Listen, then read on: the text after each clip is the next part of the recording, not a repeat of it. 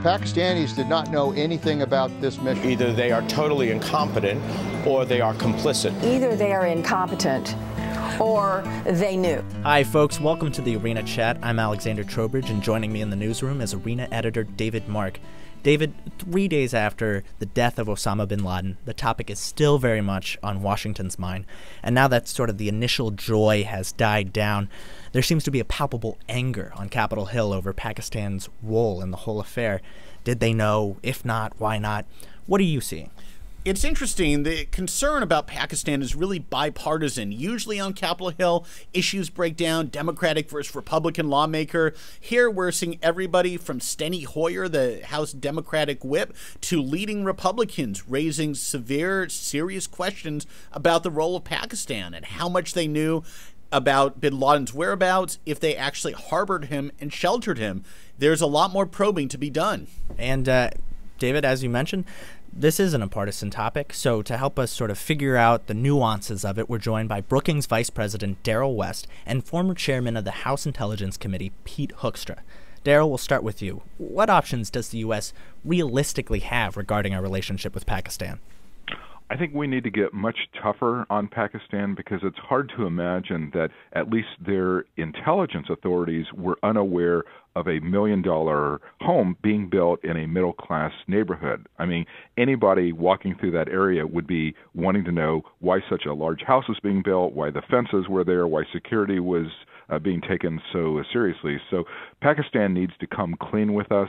I think we shouldn't just accept rhetoric from them. We need behavioral evidence. They need to start making progress on finding the other al-Qaeda leaders who are probably in Pakistan. So we need to insist on much greater accountability for the billions that we are sending to Pakistan. Derrell, since 9/11, the Pakistani security service, the ISI, has been a real thorn in the side of the U.S. and the West generally. Do we have a sense how much control of their own security and intelligence services does the Pakistani government have? It's not clear that the Pakistani government really does control their own intelligence service. There seems to be different factions within that organization, some of whom appear to be more sympathetic to al-Qaeda and the Taliban. And so we need to pressure the government to exercise more oversight over its very own agency because they need to be on our side. If they're not on our side, then we need to rethink our overall policy in that region. Derrell, one of those other questions that has arisen in the last couple of days is much more of a political question. Who gets the credit? The Bush administration's policies on terrorism or the Obama administration?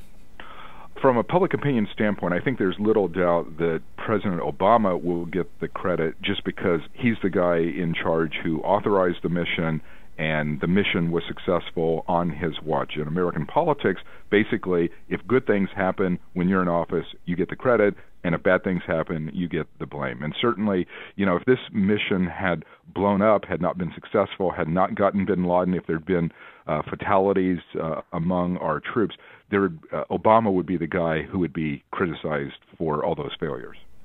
Now, certainly politically, that's how people will see it. But what do you think really is the case there? Well, certainly the Bush administration launched the war on terror and put some of the policies in place that 10 years later helped to lead to the capture. But I think Obama is the one who got it done. When he first came into office, he put a high priority on the capture or death of bin Laden, and he put resources into that, put a lot of staff time over the last few months in following up on that. So I think really the Obama administration deserves a credit for the events of this week. Well, Derrell, thank you for coming on. Thank you for weighing in and giving us your analysis. We very much appreciate it. Thank you. Our next guest has dealt with these questions directly during his time as the chairman of the House Intelligence Committee, Pete Hoekstra. Some of your colleagues on Capitol Hill are threatening to cut off aid to Pakistan. What's the risk in doing that? Well, we need to think through what the short-term consequences and the long-term consequences of that decision would be. Hey, Pakistan's been a partner in the war on terror against al-Qaeda, radical jihadists, for the last 10 years. Now, is this a perfect relationship? No. Is it a flawed relationship? Absolutely. You know, we've suspected for a long time that bin Laden was in Pakistan. Over the weekend, we found that to be the case. We've known or suspected that there have been sympathizers to al-Qaeda and the Taliban as part of their military and intelligence services. You know, that's not new. So, you know, we've recognized the strengths and weaknesses of that relationship. We've worked within it. If we want to weaken that relationship with Pakistan, we just got to think about what the consequences may be. Will they stop providing the assistance along the Pak-Afghan border, as imperfect as it is? Will they stop providing any kind of assistance to us? And so, you know, those are the kinds of things that Pakistan could do, is going from being a mediocre partner to being neutral or being a facilitator for the threats that we face in Afghanistan. Those are the kinds of consequences that we need to consider. Mr. Hoekstra, over the last decade or so, since 9/11, there's been concern that the ISI, the Pakistani intelligence service, has not necessarily been fully on board in fighting terrorism and potential terrorists in that country, in that region. How much control of their country does the central Pakistani government really have at this point? Well, I think the government clearly has limited control geographically. There are parts of Pakistan that, you know, for years we have called ungoverned areas. There's a reason that they're described that way, and it's a very accurate description. The tribal warlords in these areas, they control and they set the tone and the tempo in these regions. The central government does not. In regards to the ISI, you know, there are individuals in the ISI that are sympathetic or members of the Taliban who will make it who may reveal operations or strategies against the Taliban, against al-Qaeda as they're being implemented. So, again, the central government is not united. They don't control all of the geographic area, and they don't control all the members and the employees of the government to be focused on a core mission of wiping out radical jihadists. You know, and they've got a lot of political considerations in Pakistan. There's a general acceptance by a number of people within the populace for the Taliban and maybe even for al-Qaeda. And while bin Laden has now been eliminated, the known number 2 in al-Qaeda, Ayman alZawahiri, is still on the run. Is there reason to think that he could still be in Pakistan, or may he have now escaped to some other region?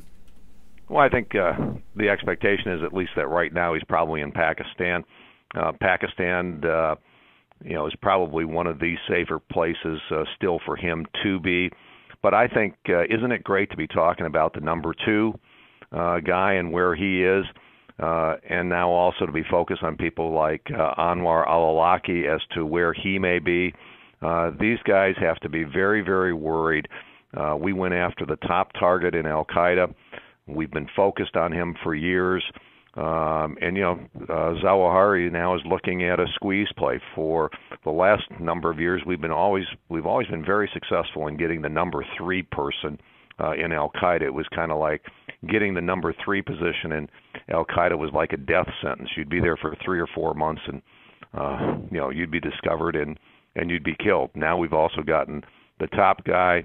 I think all of the leadership within al-Qaeda is very, very worried about how have the Americans ratcheted up their intelligence and their military capability to be able to pull off these kinds of successes. Mr. Hoekstra, back at home, one of the political topics of debate has been who gets the credit. Now, you've been a vocal critic of this administration's policies regarding terrorism before. I want to ask you, who was responsible for this? Was it President Bush's policies, President Obama's policies, or both? Well, I think, number one, the people that get credit for it are the people in the intel community and our military for getting the intelligence and the data and the information and for carrying out the strike on Sunday. The second thing is I give the president credit. both President Bush and President Obama. They have stayed focused, and they've directed people like Leon Panetta, Secretary Gates, and given them the authorization and the mandate that capturing or killing bin Laden would stay a priority of the U.S. government. The president, both presidents deserve credit for that. I think that there's a lot of credit to go around. A lot of people did a lot of hard work. Some people sacrificed their lives for us to develop the intel capability and the military capability to pull this off. President Obama, President Bush, they both directed, our military folks that capturing or killing bin Laden would stay a high priority. Former Congressman Peter Hoekstra, thank you so much for joining us, and thank you for weighing in. Hey, thank you.